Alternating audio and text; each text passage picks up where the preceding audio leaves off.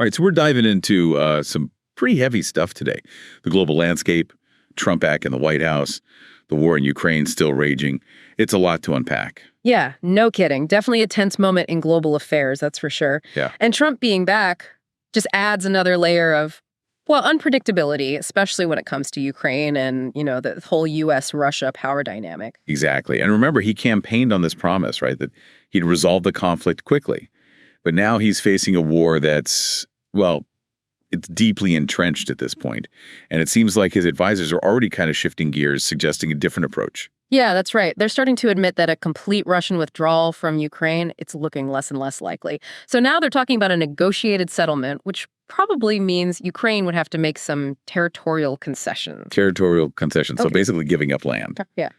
And on top of that, they're saying Ukraine needs to ramp up its defense, even suggesting they should mobilize 18-year-olds. Yeah. I mean, that seems like a huge risk, not just militarily, but politically for Zelensky, too. Oh, absolutely. It could really backfire on him, weaken his position even more. And then there's Trump's plan to talk directly with Putin. But what's unclear is, where does he stand on the sanctions against Russia? Yeah, that's the big question, isn't it? And one analyst is saying that any kind of peace agreement, it hinges on lifting those sanctions and unfreezing all those Russian assets. We're talking about a massive amount of money here, something like $300 billion. Wow, $300 billion. That's a serious bargaining chip. Exactly. And Trump's team, well, they've hinted that they might be willing to give those assets back to Russia if they agree to negotiate. But is that really a path to peace or just a dangerous concession? And what about the EU? What are they thinking about all this? They seem pretty anxious about Trump's potential policy shifts. Anxious is putting it mildly. I mean, Trump hasn't really said what he's going to do about those sanctions, right? But the EU, they're not taking any chances. They're already going through all the sanctions that Biden put in place, hundreds of them, trying to figure out what might happen if Trump just cancels them all. So they're basically preparing for the worst case scenario.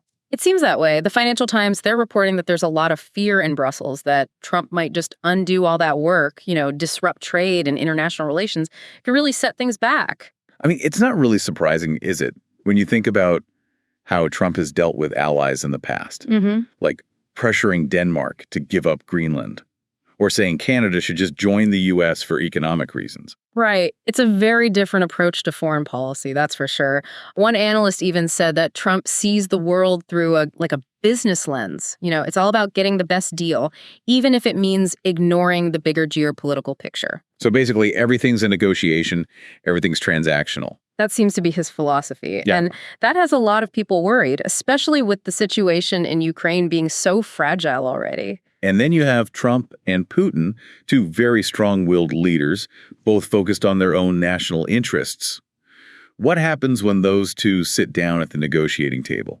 Well, it's anyone's guess, really. They're both pretty unpredictable. One analyst said that Trump at least understands how to negotiate with Putin. He's not naive about it. This analyst also pointed to some things Trump did before he even took office, like talking about claiming Canada as a U.S. state, or wanting to take over the Panama Canal or acquire Greenland, maybe even by force. It's interesting, right? He even connected it back to how the U.S. bought Alaska from Russia back in 1867 and the Virgin Islands from Denmark. Like, it's setting some kind of precedent for changing borders. And now the EU's worried about what that could mean for Ukraine or even Taiwan with China. So this analyst is basically saying that Trump's not afraid to shake things up, even if it means redrawing the map. Exactly. And it might not even be about formal annexation, like taking over a country outright. Maybe it's more about getting economic and defense control. Like, the U.S. already has an air base in Greenland. And speaking of shaky situations, things in the Baltic Sea have been heating up lately. Damaged pipelines, communication cables cut, and some people are pointing fingers at Russia. Then you have Finland seizing that Russian oil tanker, thinking it was involved in the damage. Yeah, it's definitely gotten tense. And NATO's responding with this operation called Baltic Sentry, basically saying they're going to protect that infrastructure and be more assertive about it. So they're drawing a line in the sand. Pretty much. NATO's Secretary General even said that captains who threaten that infrastructure, they could face consequences, boarding, seizure, that kind of thing. But Russian analysts are saying that's basically a declaration of war. So things could escalate pretty quickly. That's what they're saying. They're warning about serious retaliation if Russia's ships are inspected by force.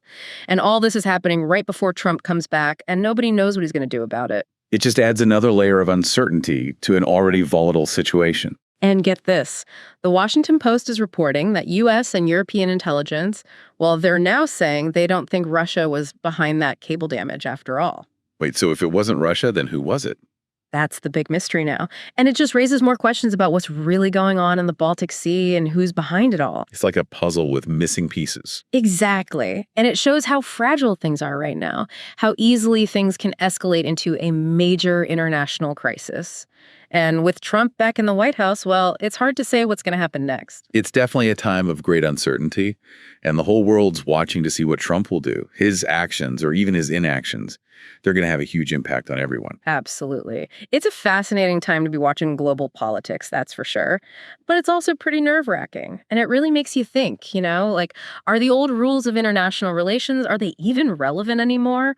With Trump's America First thing, it seems like it's all about direct negotiation, making deals, even if it means throwing our allies under the bus. Yeah, and that brings us back to Ukraine. I mean, if he's willing to push allies like Denmark and Canada, what's he going to do with Ukraine? Yeah. A country that's literally fighting for its survival against Russia. Right. It's a tough one. And his advisors, they seem to be pushing for this more pragmatic approach. Like, okay, maybe we can't get Russia out completely, so let's just try to negotiate something, even if it means Ukraine loses some territory. But wouldn't that be a huge blow to Ukraine? After all the support we've given them, it would feel like a betrayal.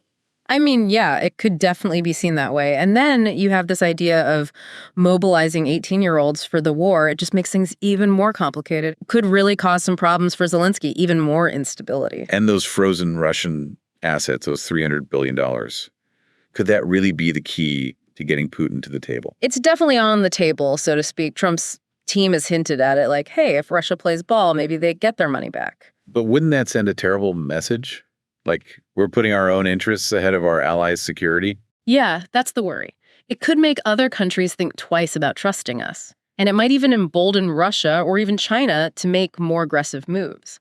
So basically, we're in this giant cloud of uncertainty. Trump's back, and it's like he's thrown a wrench into everything. Totally. He's so unpredictable, On the one hand, he's willing to talk to Putin, which some people see as a good thing. But on the other hand, he doesn't really care about traditional diplomacy, and he seems to be focused on short-term wins, even if it causes problems down the road. And then you have all this stuff happening in the Baltic Sea with those pipelines and cables getting damaged and the whole situation with that Russian tanker. Right. Things are super tense over there, and NATO's stepping up its presence, saying they're going to protect that infrastructure no matter what.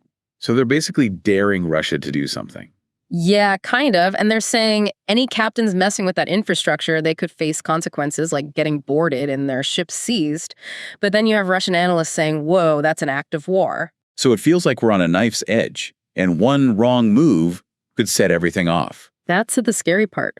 Russian analysts are talking about massive retaliation if any of their ships are boarded, and Trump's about to step back into all of this, and who knows what he's going to do. It's like adding fuel to the fire. And here's another twist. The Washington Post is reporting that U.S. and European intelligence, they don't think Russia was behind those cable cuts after all. So if it wasn't Russia, then who was it? Nobody seems to know. And it just makes the whole situation even more confusing. What's really going on in the Baltic Sea? Who's playing who? It's a total mystery. It sounds like we're in for a wild ride. Definitely. And it just shows how fast things can change, how fragile the peace is, and how quickly we could end up in a major crisis. And with Trump back in the mix, well, buckle up. So where does this leave us? Ukraine's still in limbo, the Baltic Sea is like a powder keg, and now Trump's back, throwing another wrench into the works. It's all a bit unsettling, to say the least. Yeah, and it's amazing how these things are all connected, Trump's whole America First philosophy, it's like he's not even trying to play by the usual rules. Okay. And it's making everyone nervous, especially the countries that depend on the U.S. for protection. And it's not just about the risk of war, right? Yeah. There's the economic side of things, too. If Trump lifts those sanctions on Russia, it could really mess things up for Europe.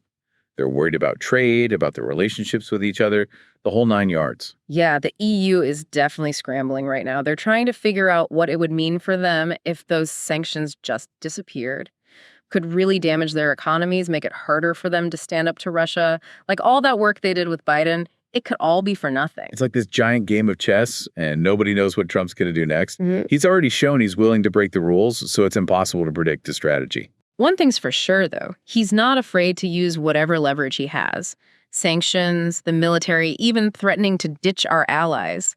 It's like he sees the world as this big negotiation where everything's up for grabs. But isn't that kind of dangerous? I mean, what if other countries just decide they're not going to play his game? It's definitely risky. He's betting that everyone will just give in to him, and that's not always how things work.